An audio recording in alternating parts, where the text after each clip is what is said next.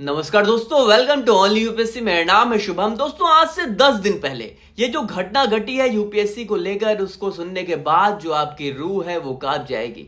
भाई, इंडिया में यूपीएससी की दीवानगी किस लेवल तक पहुंच चुकी है ये आप शायद इमेजिन भी ना कर पाओ। सोचो भाई, एक 10+2 टॉपर लड़की, 92% मार्क्स, पूरे स्कूल में नाम, और उसके हाथ में सिर्फ एक चिट्ठी मिलती है, 2030 में आईएएस बनकर लौटूंगी। हाँ भाई, ये डायलॉग नहीं है, ये किसी फिल्म की पंचलाइन भी नहीं है, ये एक रियल गर्ल की रियल जिंदगी का वादा है। और ये वादा इतना बड़ा था कि मामला सीधा हाई कोर्ट पहुंच गया। पुलिस ने उसे ढूंढने के लिए देश भर के कोचिंग सेंटर से लेकर जो लाइब्रेरीज तक है वहां तक सर्च कर लिए, और जो पता चला वो सुनकर आप शॉक हो जाओगे। भाई, आज की जो सेंसेशनल न्यूज है सिर्फ एक लड़की की जर्नी नहीं है, ये उस जुनून, उस दबाव और उस गलत ग्लोरिफिकेशन का मिरर है जो आजकल यूपीएससी प्रिपरेशन के नाम पे हमारे जो पूरे देश में ये लगातार चलाया जा रहा है। और हाँ, ये स्टोरी उन हजारों एस्पिरेंट्स, हजारों स्टूडेंट्स की भी है भाई, जो सपने तो आईएएस के देखते हैं लेकिन असली बैटल्स जो है वो सोसाइटी के साथ यहां लड़ते हैं। लगातार वो लड़ रहे हैं। भोपाल की रहने वाली साक्षी, 12वीं की एक ब्राइट, टॉपर, बुद्धिमान लड़की, 12वीं में 92% स्कोर किए, स्कूल में टॉप किया और पूरा स्कूल प्राउड, टीचर्स भी प्राउड, और खुद साक्षी के दिल में एक ही सपना, आईएएस बनना है। पर भाई, हर कहानी स्मूथ थोड़ी ना होती है। जैसे ही उसने कॉलेज और यूपीएससी की तैयारी की बात की, घर वालों की वही 100 साल पुरानी जो कैसेट है वो चालू हो गई। लड़की पढ़ाई थोड़ी करती है, शादी करेगी, सेटल होगी, यही ठीक है। अब साक्षी भी कोई लाइटली लेने वाली लड़की नहीं थी। उसने बोला मुझे पढ़ना है, यूपीएससी करना है, आईएएस बनना है। लेकिन भाई, उसके घर की सोच जैसे ब्रेक ही लगा दिया लड़की के सपनों पर। अब भाई, इनिशियली तो साक्षी ने समझाने की पूरी कोशिश की, पापा प्लीज मुझे पढ़ने दो, आईएएस बनना है। पर घर वालों ने एक ही बात रिपीट पे रिपीट, पढ़ाई छोड़ो, शादी करो, लड़की की यही उम्र होती है। लगातार ब्ला ब्ला ब्ला चीजें चल रही थी। सपने बाद में भी देख सकते हो, इस तरह की बात। अब भाई, हर किसी की लिमिट होती है, और जब प्रेशर एक्सट्रीम हो गया तो साक्षी ने अपने सपने बचाने के लिए क्या है, घर छोड़ने का फैसला कर लिया। हाँ, लिटरली साक्षी ने घर छोड़ दिया। जनवरी 2025 की एक शाम साक्षी क्वाइटली अपना बैग लेकर निकल गई। ना कोई लड़ाई, ना कोई ड्रामा, बस एक चुपचाप निकल जाना, क्योंकि उसे मालूम था भाई कि अगर वो रुक गई तो उसके सपने मर जाएंगे। अब घर वालों ने सोचा गुस्सा करके गई है, वापस आ जाएगी, ये वो। लेकिन भाई, ये कोई 2 आवर्स का ड्रामा नहीं था। वो गई तो सच में अपने सपने लेकर गई। डेज बीत गए, हफ्ते बीत गए, लेकिन साक्षी का कोई अता पता नहीं मिला। फाइनली उसके पिता ने हाई कोर्ट में हेबियस कॉर्पस की जो पिटीशन है वो डाल दी। अब भाई, ये बोला कि मेरी बेटी गायब हो गई है, उसे ढूंढा जाए। अब मामला छोटा नहीं था। कोर्ट ने पुलिस को ऑर्डर दिया, साक्षी को खोजिए, हर जगह तलाश कीजिए। अब पुलिस ने दोस्तों से पूछताछ की, उसके जो साक्षी होती है, हॉस्टल्स, लाइब्रेरीज, जो भी कोचिंग इंस्टीट्यूट्स हो गए, सब जगह खंगाला। अब भाई, इसी बीच पुलिस को साक्षी के दोस्तों के पास से एक नोट मिला, और उसी नोट ने पूरे केस का जो डायरेक्शन है वो बदल दिया। भाई, उस पर लिखा था 2030 में आईएएस बनकर घर लौटूंगी। बस भाई, ये पढ़कर हर कोई सॉफ्ट, क्योंकि जिस डिटर्मिनेशन से उसने वो लाइन लिखी थी वो किसी नॉर्मल गुस्से या इमोशनल मोमेंट वाली लाइन नहीं थी भाई। ये एक बेटी का अड़ग इरादा था, ये बिल्कुल साफ इरादे थे उसके। अब जो है, पुलिस को समझ आ गया था कि लड़की स्केयर्ड नहीं है, डरी हुई नहीं है, लड़की स्ट्रांग, डिटरमाइंड है और अपने सपने के लिए फाइट कर रही है भाई। अब तफ्तीश बढ़ा दी गई। इंडिया भर के कोचिंग सेंटर्स, लाइब्रेरीज जो है, हॉस्टल्स जो है, सब स्कैन किए गए। अब इधर कुछ महीने बाद अचानक साक्षी का जो आधार है, आधार कार्ड जो है वो अपडेट हुआ। बस जैसे ही आधार डिटेल्स अपडेट हुई, पुलिस ने उसकी जो लोकेशन है वो ट्रेस कर ली।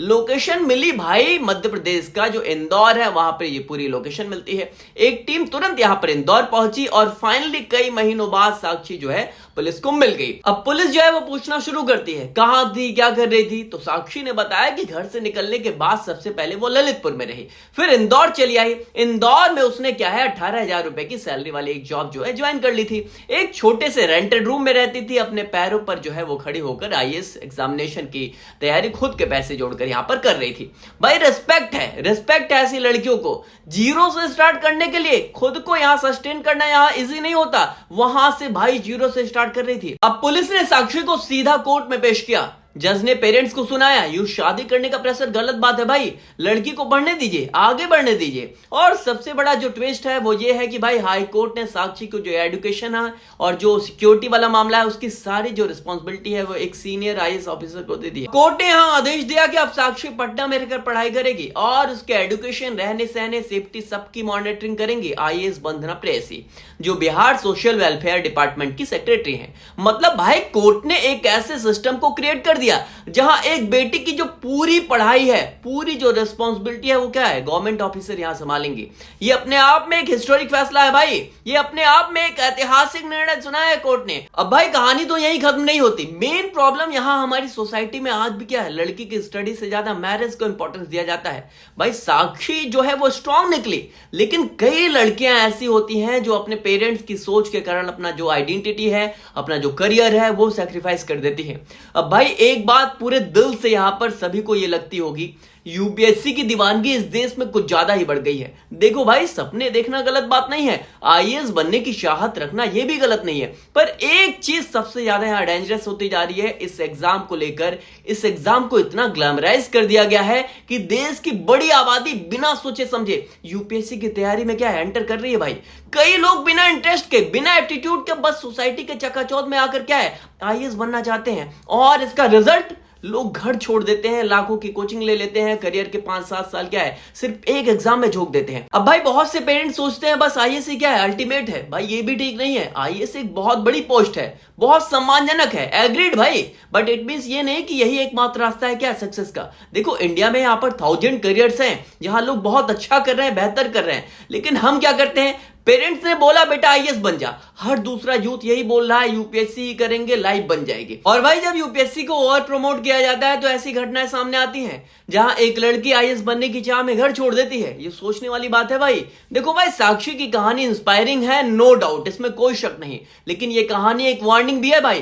फैमिलीज को समझना होगा कि पढ़ाई का समय शादी में नहीं गंवाना चाहिए, वहीं बच्चों को भी समझना होगा कि यूपीएससी को पैशन से करो भाई, प्रेशर से नहीं। प्रेशर से ये एग्जाम नहीं निकलेगा, और सोसाइटी उसको ये समझना होगा कि भाई आईएएस ग्लैमर नहीं है, ये रिस्पॉन्सिबिलिटी है, ये दायित्व है भाई। और सबसे इंपॉर्टेंट, सपने देखो, हाँ बड़े बड़े सपने देखो, लेकिन सपनों के पीछे भागते भागते अपनी लाइफ, अपना जो मेंटल हेल्थ है या फैमिली की जो हालात है उसको खतरे में डालना मत डालो भाई। बैलेंस बहुत ज्यादा जरूरी है। भाई साक्षी ने लिखा कि 2030 में आईएएस बनकर घर लौटूंगी, किसी डायलॉग की तरह नहीं था, ये एक लड़की का डिक्लेरेशन था भाई। चाहे दुनिया रोक ले, पर जो सपने हैं वो भाई रुकने वाले नहीं है। और हाँ, हम सबको क्या है ऐसे बच्चों को सपोर्ट करना चाहिए, नो डाउट, कोई शक नहीं है, ना कि उनके रास्ते में क्या है रुकावट बनना चाहिए, हर्डल्स नहीं बनना चाहिए। बट साथ ही भाई यूपीएससी को लेकर जो अंधी दीवानगी फैली हुई है उसे थोड़ा सा यहां पर कम करना जरूरी है, क्योंकि भाई ये एग्जाम जो है वो लाइफ का अल्टीमेट गोल नहीं है, बस एक रास्ता है, और भी रास्ते हैं इसके अलावा। तो दोस्तों ये थी UPSC based analysis by only UPSC. मैं हूं शुभम, मिलते हैं अगले वीडियो में। Till then keep learning, keep questioning, bye bye.